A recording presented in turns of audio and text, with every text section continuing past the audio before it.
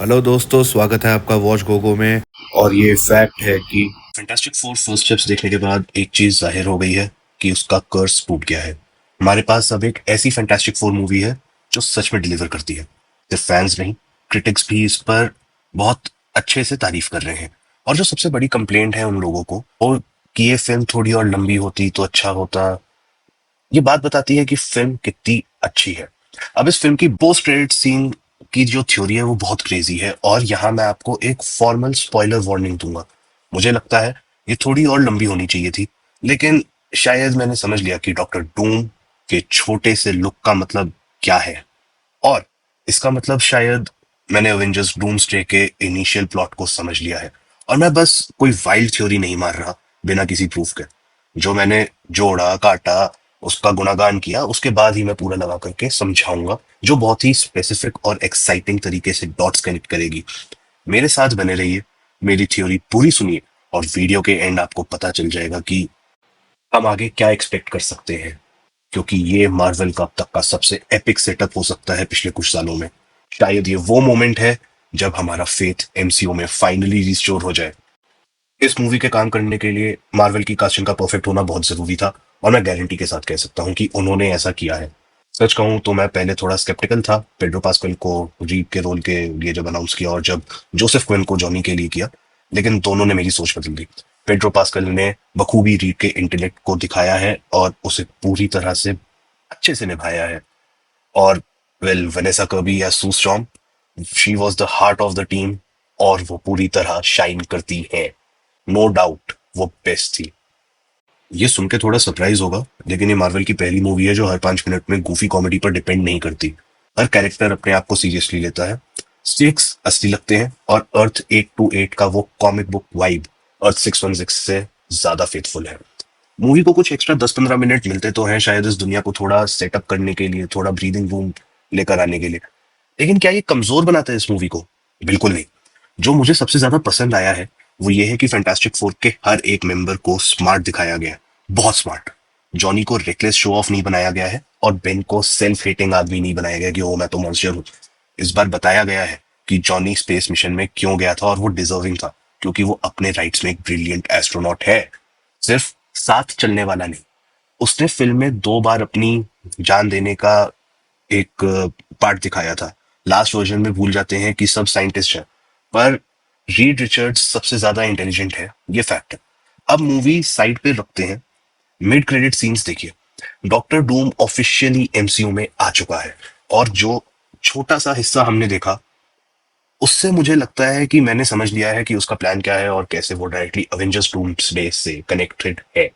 तो चलिए इसको ब्रेक डाउन करते हैं। मिड क्रेडिट सीन की सेटिंग होती है फिल्म के इवेंट्स के 4 साल बाद। फ्रैंकलिन अब 4 साल का हो चुका है, और हम वापस बैक्स्टर बिल्डिंग के पेंट हाउस में जाते हैं। हम देखते हैं सू और Franklin the very hungry caterpillar पढ़ चुके हैं, जो कि 1969 का एक क्लासिक चिल्ड्रंस बुक है हमारी दुनिया में भी। सू किचन की तरफ जाती है और एक और बुक लेने जाती है, तो हल्बी सजेस्ट करता है कि फ्रैंकलिन की favourite book Charles Darwin the origin of the species वो लेकर जाए। लेकिन सू को कुछ थोड़ा फन और हल्का पढ़ना चाहती थी, तो इसलिए वो कुछ और लेकर जा रही थी। जैसे ही वो किचन से वापस जाती है, उसे फील होता है कि कुछ ठीक नहीं है। वो धीरे धीरे लिविंग रूम की तरफ बढ़ती है, अपने फोर्स फील्ड पावर्स को एक्टिवेट करती है, और देखती है एक आदमी ग्रीन हुडेड क्लोक में, जो फ्रैंकलिन के सामने घुटनों के बल बैठा हुआ है, और अपने लेफ्ट हैंड में अपना सिग्नेचर सिल्वर मास्क पकड़े हुए है, ग्लव्स पहने हुए है।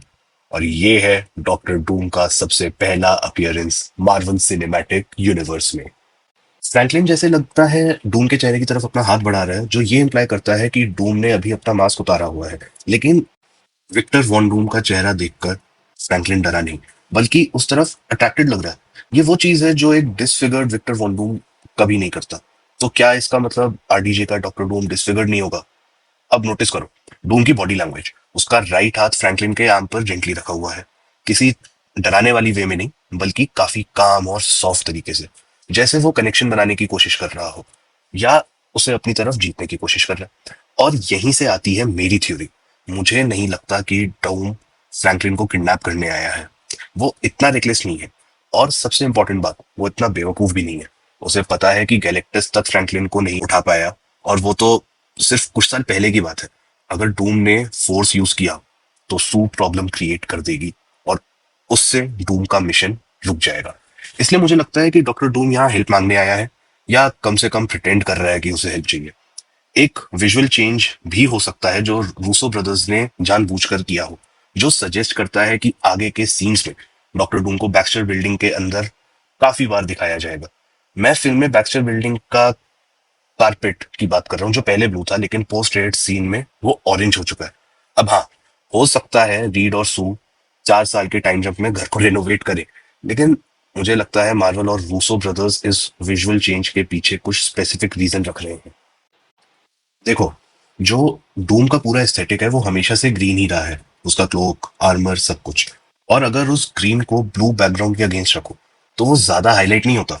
लेकिन अगर डूम को एक ऐसे रूम में रखो जहां बैकग्राउंड ऑरेंज हो, तो वो हर शॉट में स्टैंड आउट करेगा। विजुअली वो हर फ्रेम को डोमिनेट करेगा। और इसका एक्चुअली एक साइंटिफिक रीजन भी है। ग्रीन और ऑरेंज कॉम्प्लीमेंट्री कलर्स है, मैचिंग वाले सीन्स में नहीं, बल्कि कलर व्हील पर जो एक दूसरे के ऑपोजिट होते हैं उस तरह।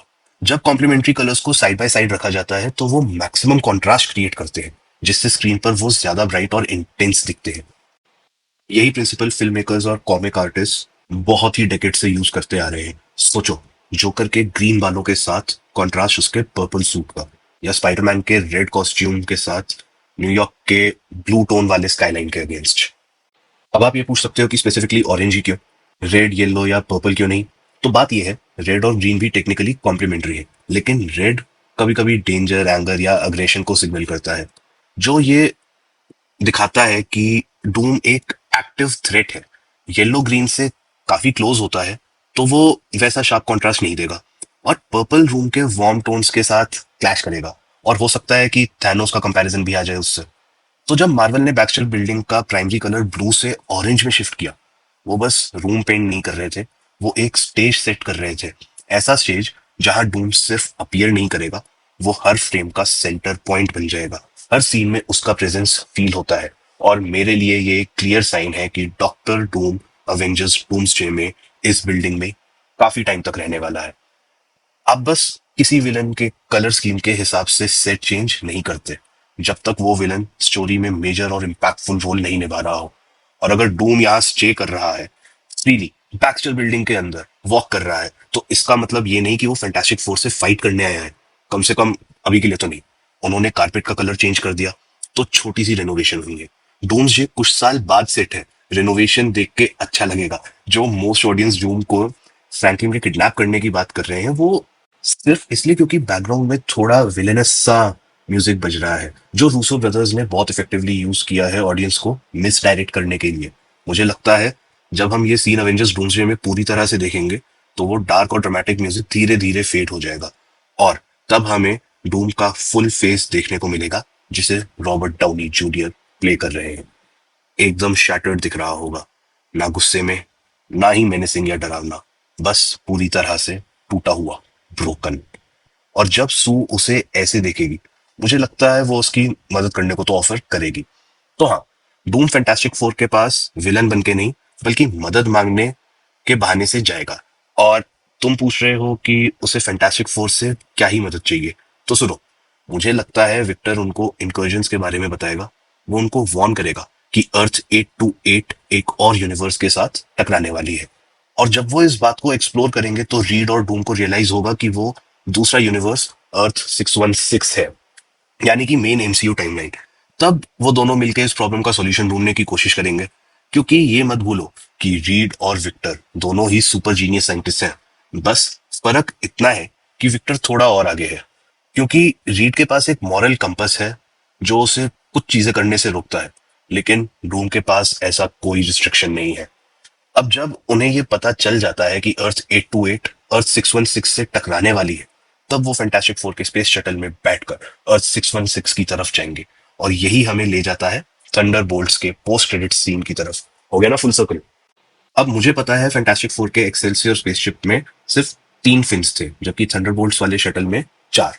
बट कम ऑन, उससे कुछ फर्क तो पड़ता नहीं है, क्योंकि रीड कभी भी उसको अपग्रेड कर सकता है। एक एक्स्ट्रा फिन ऐड करने से लॉजिक तो ब्रेक होगा नहीं।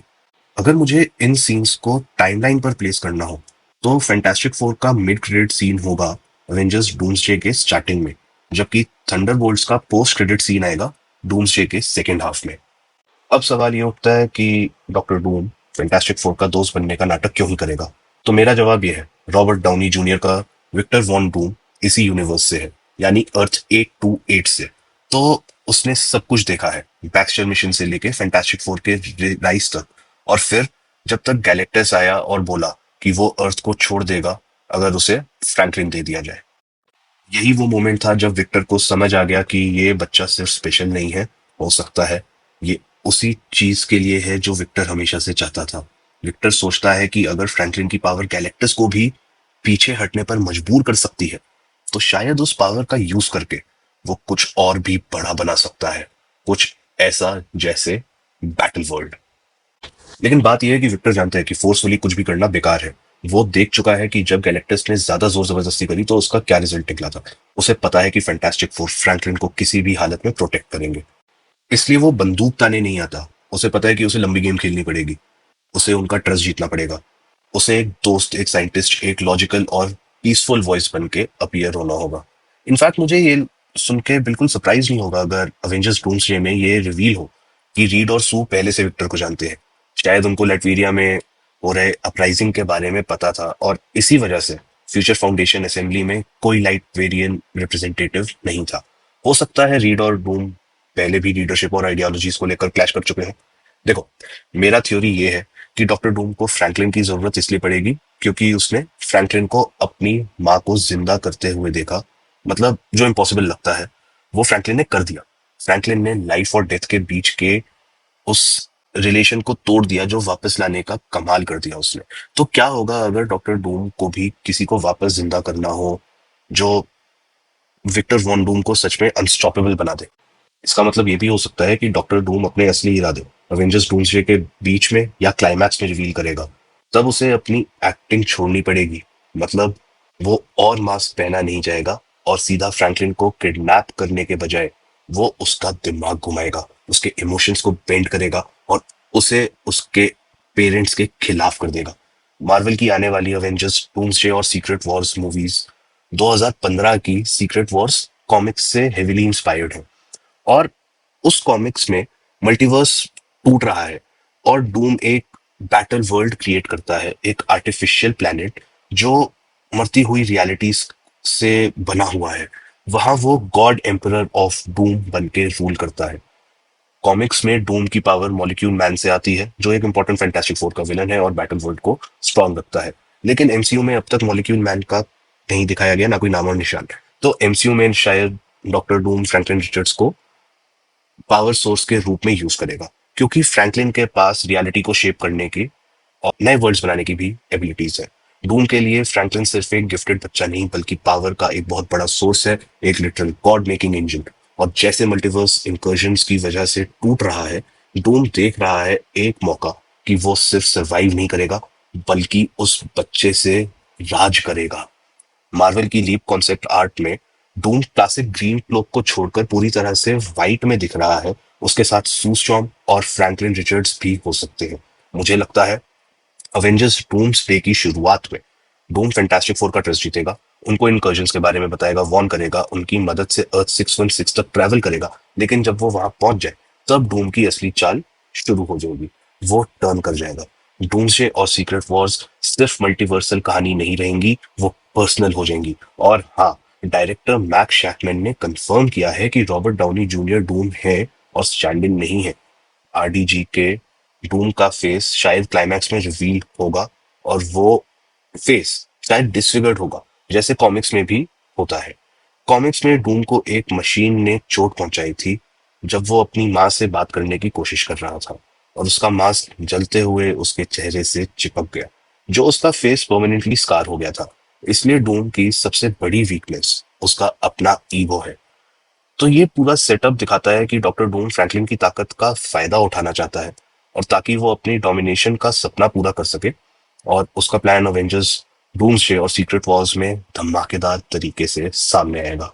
लेकिन ये फैक्ट है कि डॉक्टर डूम अपना फेस रिवील करता है, मुझे लगता है कि इससे ये हिंट मिलता है कि शायद उसका ओरिजिनल मास्क बनाने का रीजन, उसका जो पुराना बैक स्टोरी था, वो उस डूम के वर्जन में मिसिंग हो सकता है, और एंथनी रूसो के अकॉर्डिंग मूवी का प्लॉट कुछ ऐसा है जिसमें टोनी और विक्टर एक जैसे दिखते हैं। शायद हम what if iron man demon in an armour comic वाली सिचुएशन की तरफ जा रहे हैं, जहां डॉक्टर डूम और iron man basically body switch कर लेते हैं। अगर नोटिस करो, मेरी कोई थ्योरी अभी तक एक्सपेन से रिलेटेड नहीं है, और हमें पता है वो डूम्सडे में एक मेजर रोल प्ले कर रहे हैं। तो अभी तक जो मैंने एक्सप्लेन किया है वो शायद सिर्फ सरफेस लेवल तक का है। जो कुछ अब तक बताया है वो मैक्सिमम फर्स्ट हाफ या सेकंड एक्ट तक का ही कवर किया है। थर्ड एक्ट तो अभी शेप ले रहा है, लेकिन मुझे लगता है स्पाइडरमैन ब्रांड न्यू डे का पोस्ट क्रेडिट सीन कुछ और पजल्स वगैरह के टुकड़े हैं उनको जोड़ देगा। और मुझे लगता है डॉक्टर स्ट्रेंज भी दोनों फिल्म्स में एक बहुत इंपॉर्टेंट रोल प्ले करेगा। रूसो ब्रदर्स उस कैरेक्टर को काफी पसंद करते हैं, और मत भूलो कॉमिक्स में स्ट्रेंज आखिर में डूम का राइट हैंड बन जाता है। तो एक्समेन के अलावा स्ट्रेंज भी एक इंपॉर्टेंट पीस है। बट हाँ, तुम बताओ, तुम्हें क्या लगता है? क्या मेरी थ्योरी कि डूम सिर्फ दोस्ती का नाटक कर रहा है फैंटास्टिक फोर का ट्रस्ट जीतने के लिए, तुम उस बात से सहमत हो, या तुम्हें लगता है कि स्टोरी कुछ और तरीके से आगे बढ़ेगी? अपनी थ्योरी कमेंट्स में लिखो, और चलो डिस्कशन शुरू करते हैं। लाइक करो, शेयर करो, और सब्सक्राइब करना बिल्कुल मत भूलना। Thank you.